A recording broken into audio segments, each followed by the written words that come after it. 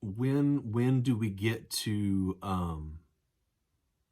try on those sheer mesh jerseys?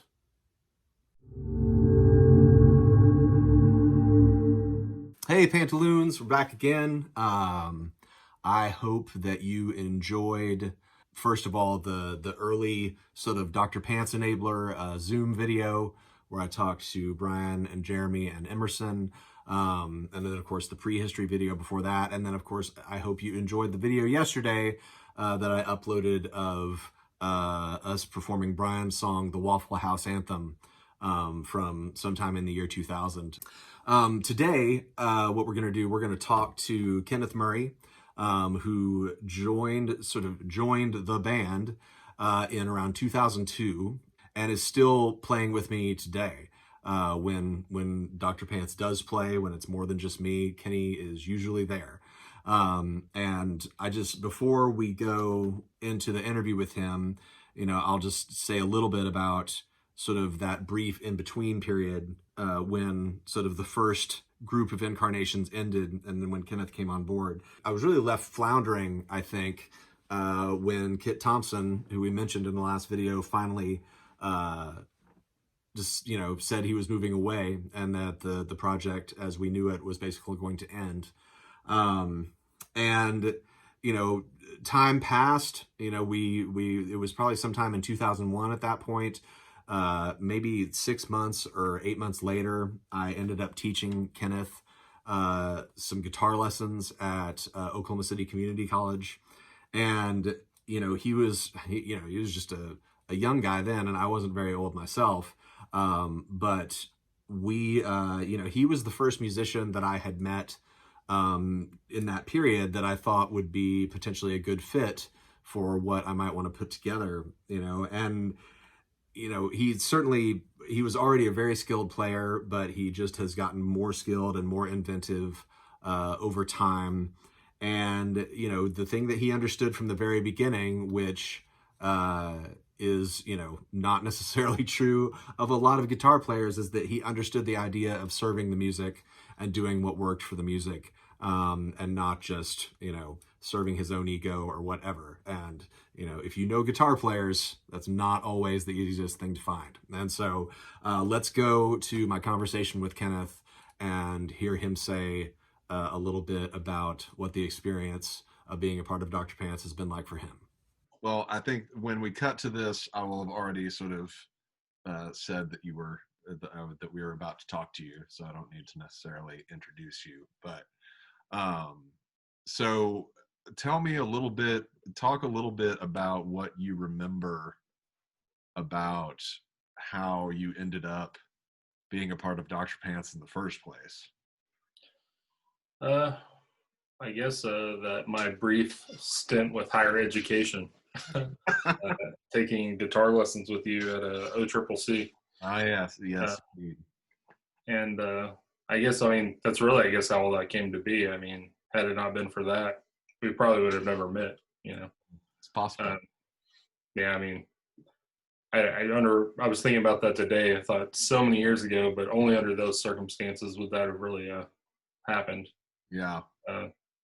So I don't know. It's just one of those things, kind of serendipitous, I suppose. Indeed. And it's funny because I'll say to this day, if I'm telling that story, it's like there were certain areas where like you probably could have been giving me lessons, but then there were other parts where I was able to, fill in some gaps for you, which was cool. Oh, sure. There were many. Yeah. Like, well, what's a triad? Huh? Well, you already know how to play them. You just I can play it. I just don't know what it is. Yeah. But yeah, and then so I feel like maybe I think that we did a gig, like I did a gig at Galileo that was just maybe like a Tuesday night acoustic gig, and you came and played on some stuff on that. We just did like some acoustic duo stuff. There in the beginning, there was a lot of that. No real band per se. It was a lot of 2-man acoustic shows there for a while. In a previous video, I talked about how there's a whole video that I did with like the guys who sort of made up sort of the initial incarnations of Dr. Pants, and how like at some point like everybody just sort of like quit and moved away kind of in one big swoop. And so like I went a little while without probably anybody else being around, and then I met you, and and then I guess after that we did do we did at least one Galileo acoustic show, and then we of course we did a bunch of Full Circle ones, but then there was like the occasional electric show with Dean Brown on drums, and Revolving bass player roster, rotating cast of bass players. Yeah, like what was your sort of impression of the whole thing at that point? Like, were you like, I don't know if this is ever going to go anywhere? It's always better when you can play with the same people. When we played with Dustin for so long, you kind of get a feel, especially on some of that stuff where it's a little more free form. You kind of know what the other person's going to do. You kind of never know that with people you don't play with a lot. So there in the beginning, it was just kind of one rehearsal, play with these people. Yeah, you play a show. The next time around, I mean, it was almost different every time, it seemed like. For a while there it really was. It was like we had any number of shows where it was Dean and some random bass player, and then Chris Kelso came along through, and he played some shows on drums, and we had a couple different things happen with him and different bass players. But then right around the time Gardening and Tornado came out, we sort of, Aaron stepped in. Yeah. And Aaron, I don't think Aaron's going to end up being part of any of these videos. Talk a little bit about Aaron and like how you guys knew each other and how that came to be. Kind of a similar thing. I met Aaron Vasquez. I was about 14. I went to a show at the YMCA, and his band was playing. And it was one of, they never stuck with the name. I think that time maybe they were called Fake ID. At one point they were called Killed by Pirates.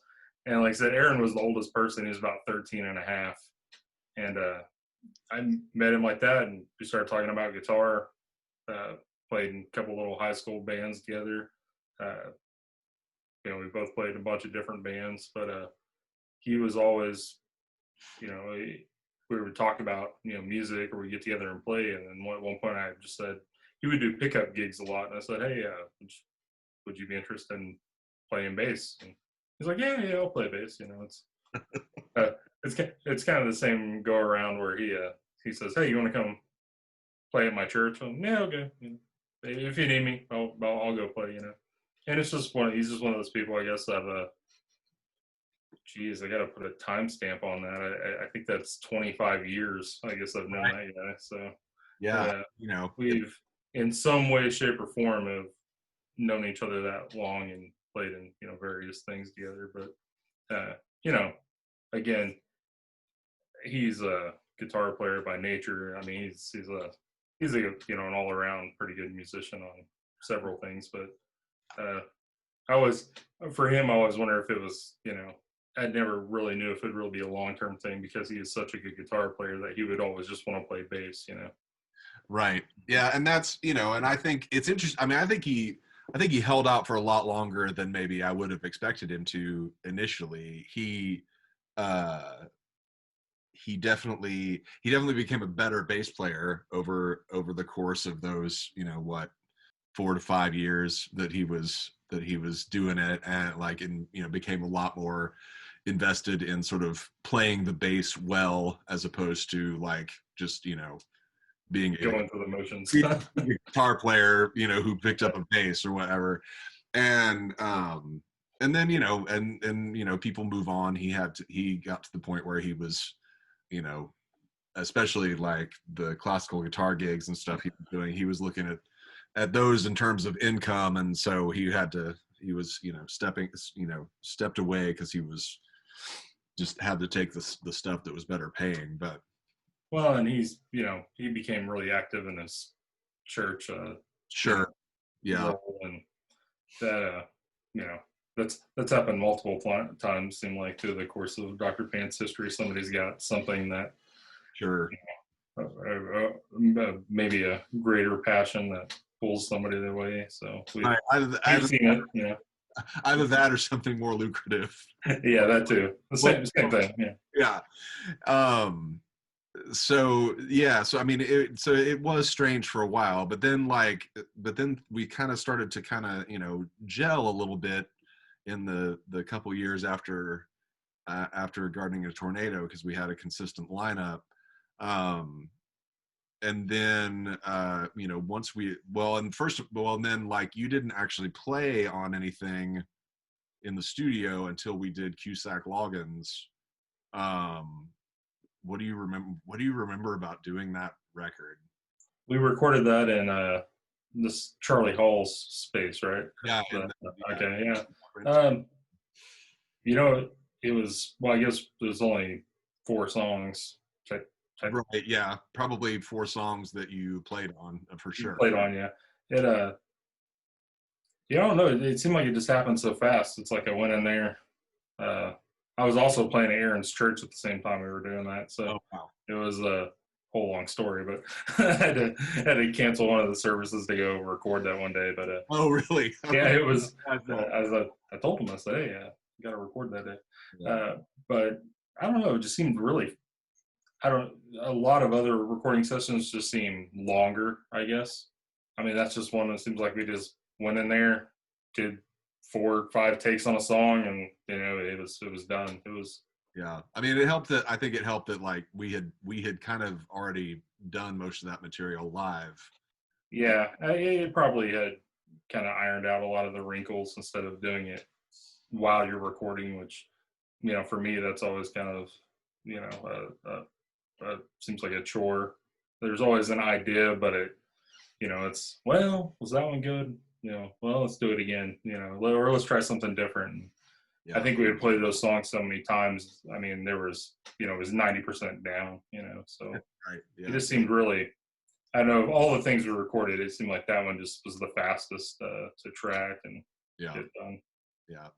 And I mean, and I think I was trying to probably get it done fairly quickly by design anyway, because I was trying not to spend I didn't have a lot of money to spend on it. But I think, it even to this day, I think it came out sounding really cool, especially considering how fast we did it. But like, if you think about like, stuff, Dr. Pants stuff that was fun to do, like what comes to mind? I mean, probably at the top of my list was probably the Criterion show where we got to open up for the Revolution. I mean, that was, that would be a hard one to top. Both of the shows we opened up for Kyle Gass's side project. Those were both great shows. That first one was just, crazy. Yeah, that was the VCD was so packed. It was standing room only. And yeah, just that was I think Gardening in a Tornado was at the CD manufacturer, like getting pressed when we played that show, and it was like, wow, due to come back like within the next week or 2 or something like that. But yeah, that was definitely, especially up to that point, that was certainly the absolutely the most. And that was Kelso played on one of those, didn't he? Yeah, he played on that first one. The first one, yeah, that's what I thought. Yeah, he wasn't of age either. We illicitly snuck him into the 21. Well, I thought he may have had an Able commission card. I can't remember because he was playing with somebody. Maybe he did, or maybe he got one soon after that. I can't remember. Yeah, I seem to recall. I remember telling him before that show, I said, "Hey, play loud." I was like, "We're not at your parents' house." Like, I said, there's a lot of people here. And I just remember telling him, like, hit them hard. Yeah. I feel like that was one of the best shows he ever played. It was really for sure. Like looking back on that show, I felt like the energy was great and we played well. Like and then Trainwreck, those guys, they specifically asked for us back when they came back the next time. So you know that And then Quint played bass the second show, didn't he? did. Who played drums the second time? Dustin did. Dustin did. Okay, yeah. So it was so there were sort of both times there were sort of 3/4 of the sort of normal-ish lineup. But yeah, I don't know what happened to Aaron, but he couldn't play that gig. I mean, Dr. Pants is going to be like essentially like a some sort of parody of like Leonard Skinner. At some point there's going to be like one person that was in the band and they're having a reunion show, or you're getting to the Rock and Roll Hall of Fame, there's going to be like 30 people on stage. Like, right. Well, and part of the reason why I'm doing some of these videos is, originally, my plan was hopefully this year to play some 20th, like a 20th anniversary concert or concerts, and then of course now it's like, it's just, there's so little of that going on, and I would have to, like, if I were to do it the way I wanted to do it, like we'd have to, like we'd probably have to rent a space somewhere and then figure out how to make sure everybody was distanced properly. And it's like, I think all of that would fall on my head, and I'm just like, I don't feel ready to tackle that. So, but yeah, but the idea was hopefully that like a bunch of the people who had been in the band at various points would maybe come back and like play on a song or two at the. That would be neat. Yeah. Have you ever done the math? Like, have you ever? Well, let's see. We had like, there were a total of 4 guys within the first couple of years. And then we had, Dean makes 5. And then I don't know if I'm going to count all those like one-time bass players. Bass players, yeah. That seems like maybe a little bit much, but let's see. Dean makes 5, Kelso 6, Aaron and Dustin 7, 8, Devin 9, Josh 10, you 11, and then Jimmy and Mac 12 and 13, I guess. So 13 guys besides me all together. But certainly, yeah, those Trainwreck shows were fun too. What do you remember about going to Texas to play at Jenny Lawson's house, to play at the Blog S's house? That was fun. I mean, the whole trip was fun. I just remember at some point, though, I guess I wasn't 100% clear that we were going to be playing in a bathroom. So it was like, we're driving, 8 hours into the hill country of Texas to play in a bathroom. Yeah. Yeah. And, I mean, that was the first time I ever did that. Yeah. Probably the only time I ever played in a bathroom, actually. But it was amazing how, like I know I think by then we had done at least like 1 or 2 of those shows at the Wedge. Oh, yes. Where we were quite literally wedged. Yeah. So it was this tiny little corner. Like, I don't think we ever played anywhere more cramped than that. I mean, we were almost in a single file line. Yeah, exactly. So there was like, and then you, and then Aaron, and then me, or something like that. And yeah, and so I felt like that was actually really good, sort of almost like a really good sort of boot camp for ending up playing in that bathroom. Like, by the time the bathroom is larger than the area we played in at the Wedge. I mean, it was. Yeah, it's like, oh, we could fit in here, no problem. No problem. I mean, it's This is a good moment to recount a little bit about how that came about. So, I mean, Jenny and I we ended up sort of following each other on Twitter for a couple years, and then she, I went and checked out her blog, and of course it was absolutely hilarious. And she very kindly in turn went and listened to some Dr. Pants music online, and I think ended up maybe downloading some things from iTunes or whatever. And so, and she was, she was complimentary. And like, I would go to Texas on tour with KC, and we would play shows, and I would invite her, but she has generalized anxiety disorder, and so she wasn't always into the idea of being somewhere that was crowded. And so, and we weren't really doing Dr. Pants touring, so it wasn't like she was necessarily missing those shows. But she, at one point, I don't even know what prompted it. She sent out a tweet on Twitter that said, I may eventually have to just kidnap Dr. Pants and make them play a concert in my bathroom or something like that. And so I had this idea, and I sent her an email. I said, well, what if we really did come and play in your bathroom? And then what if we, broadcasted on the net and on the web and the whole thing? And so we ironed out a date, and that was it. And so I just, that was one of those things where I was just really grateful for you guys being willing to sort of go on that adventure with me, especially since it was not really that was not a paid gig. I mean, it was paid gig.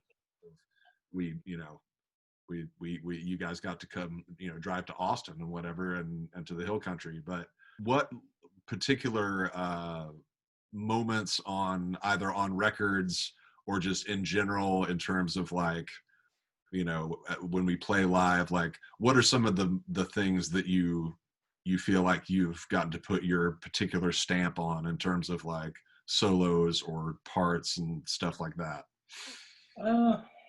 I mean, probably any time I've kind of had free reign to just make noise, it's I often tell people, I mean, like, what kind of stuff do you play? Well, I said, well, I like to play all kinds of stuff. But like, well, in your band, I said, well, I'm just like the de facto noisemaker guy. It's right. It's actually one of my favorite things. Every year in one of my courses, in one of my songwriting classes, when we're talking about making chord charts, like I talk about how on the chart for Gas Planet, like I show them the chart for Gas Planet, and like during that one section where you're doing all the spacey shit, like it literally, like for the second guitar part, it just says spacey shit, like written in the stack. And so yeah, there's that for sure. I mean, I always feel like I think maybe the one that always just sticks out for me, especially on record, is the solo in Collections. I just feel like it's just it's probably one of my favorite things I've recorded, probably, as far as a guitar solo, I guess. Yeah. I mean, there's lots of stuff I played that that I'm like, yeah, that was pretty good. I think maybe just structure and composition wise, I think it was probably one of the better solos I probably wrote. But I don't know. I know you're always fond of the Magic Airplane solo. That one too, for sure. What's funny is I don't even remember playing that. When we went to go play it, when I had to kind of relearn that to play it live. We're cramming all those, EPs together, and some of it just was off the cuff, and some of it was planned, and some of it was. Yeah, although I mean, that's the funny thing about Magic Airplane is I feel like you came in there like having sort of at least spent some time figuring out what you were going to play on that one, and then at some point you were just like, and apparently just went all. Yeah, I mean, I get kind of busy, and a lot of times before we rehearse or even go in the studio, a lot of times I'll spend the night before playing. I actually will not probably pick up a guitar sometimes for like a month, and then we'll have something to do, and I'm like, oh, I need to knock the dust off before we go in. And sometimes that works well. Other times I feel like, man, I wonder if I would have just spent more time playing, or at least picked it up once a week or something. Yeah, once a week. I mean, you have a room dedicated for music, and it's like but I find it harder to pick up an instrument by myself, and maybe it's because I don't write a whole lot of songs. I keep an acoustic guitar kind of next to the couch in my living room, but I haven't picked up in 6 months. Just sits against the wall next to the fireplace. So a lot of that I think gets crammed, and sometimes it works out good, but sometimes I wish I really just carved out more time to dedicate to to writing. And I always find it easier. People come over, and that's like when I tend to record stuff. It's kind of one of those things.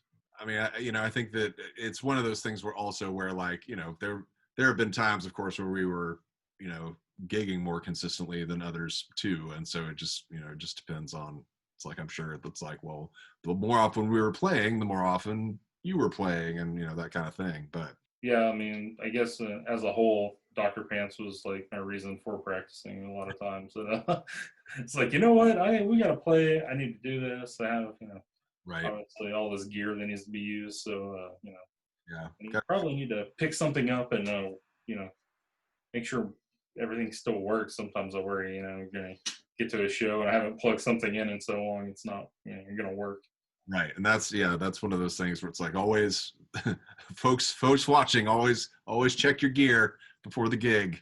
So that's why you got to cram that night before. Like I said, you got to plug everything in the night before, make sure everything's working, and then you got 10 hours to fix everything. Well, I just first of all, I just really want to I'm just grateful that you've been willing to sort of be an accomplice and an enabler for me all these years.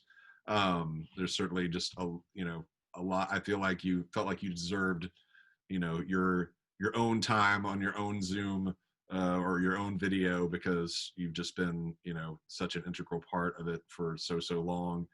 And then and there are a lot of things that just certainly wouldn't have been the same without your playing. What would be your favorite lineup? Like what would, like, besides you and me, like what would be your favorite rhythm section that we had? Would it be Dustin and Aaron? Would it be Dustin and Devin? Would it be Josh and Devin? Like, I will say, with I know with Dustin, there were just times that were musically so fun to me because I mean, not that to take away from anybody that's played with us because they're all great musicians in their own right, but he so effortlessly would just move into something that was rhythmically so different than what we were just playing, and I kind of enjoyed that because it kind of got me out of my comfort zone. Like you play those songs the same way all the time, and then we've cut some of the more lengthy stuff in recent history. But like when we play My Pants, he would be like off on a tangent, and it was fun to get on that train and just, I don't know what's going to happen, and you got to stay on your toes as opposed to, you've played the same song the same way 100 times and I remember, Jason Bondi, I remember he said the first time he heard us play with Dustin, he was like, man, it's like My Pants with Dustin is sure a lot more fun than My Pants without Dustin. that almost sounds like this should be a song. Yeah. My Pants Without Dustin. But and on the bass end, I had loads of fun playing with Devin. Good bass player. A lot of times though, we've kind of assimilated guitar players into playing bass, and that it doesn't take away anything from them as a musician, but sometimes you find the guy that really likes to play a bass. Devin is a little different player, and there's no two ways about that for sure. I mean, I've played bass once or twice in the Dr. Pants universe, and I just I'm not a bass player. I just when a guitar player plays bass and doesn't know what to do, they start slapping. It's like, I don't know how to do anything. Just I'm gonna start smacking stuff. Matt kept it to a minute. Keeps it to a minimum. He'll slap on donuts, and that's pretty much it. Yeah. Well, it's hard to resist. It's like the trim picking on a guitar or something. You pick up a bass, and it's like, oh, what can I do? I don't have that. I don't have that temptation on the guitar. I don't. Totally. But like I said, I had probably the most fun for me was probably when we had Aaron and Dustin was fun, and like I said, Aaron kind of grew into that role a little bit and became a better bass player. Dustin and Devin was fun, and it was fun when even Devin and Josh Daffron was playing. It's just different, I mean, somebody could go up there and I don't think there's very many things that I've written for Dr. Pants that are like so technical people would have a hard time playing them. There's a million guitar players out there, but it would still probably sound different. I wish I could have heard the I can't remember the guy's name, the guy that subbed for me when you guys went down to Austin. West. Yeah, Kyle Bennett. It was interesting. There was a lot of it that felt pretty similar, but then there were a couple songs where it was just like, oh, that's different. And it's just one of those things too. You get used to playing with somebody and kind of feed off what they're playing, or the feel's a little different, or like, oh, he's about to do something, because you've played with the guy so long. So Yeah. it's probably what good jazz musicians feel like all the time. All, And me not being a jazz musician whatsoever, it's like, oh yeah, I had like that little moment where like I knew what was going to happen before it happened. if you were in Prince's band and like he'll has all these like hand signals and subtle signals like on guitar and stuff like that, or it's like you listen and it's like, oh, he's about to we're gonna do this, and bam, and just yeah, maybe just the tiniest little inkling of what something like that is like after you at least get to play with the same 4 people for 4 or 5 years. That's the problem. See, it was that right when it started to gel. We always have to change the lineup, so it's always. I felt like things with Aaron and Dustin were pretty well gelled there for a couple of years. Devin was able to step in and sort of assimilate pretty quickly, which was good. And it should be mentioned real quick, since you were talking about like the church thing. It's like we only found Devin. Aaron found Devin for us because Devin was playing at his church. Yeah. So that's where we ended up getting Devin from. Even though he was at ACM, I just hadn't met him yet because I didn't have him in any of my classes. But we'll see, and that's the benefit of working where you work.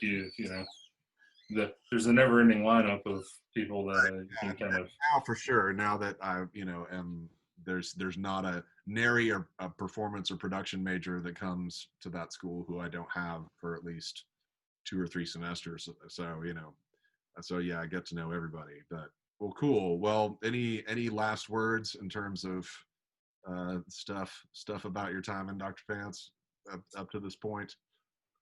No, like I said, I've enjoyed it. There's obviously times where, between work and life, it felt like a second job sometimes, but it was always enjoyable. Sometimes I get in this thing where I'm driving to the gig. I'm like, I don't want to do this right now. Like I just have that feeling like I don't want to go.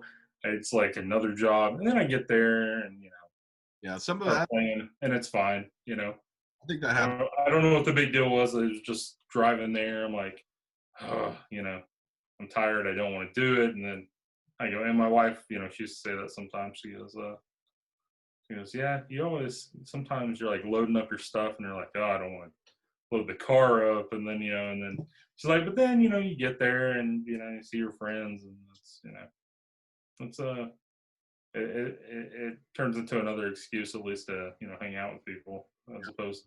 Of course, I don't know what that means in the current times we live in, but, Right. Yeah, we're just gonna have to see how all this goes, I guess. I see people playing shows. I'm just, I don't know. All right. Well, man, I really appreciate you sitting down and gabbing for a bit. Not a problem. All right. I will talk to you soon. Everybody stay tuned for more videos to celebrate the 20th anniversary. Woo-woo.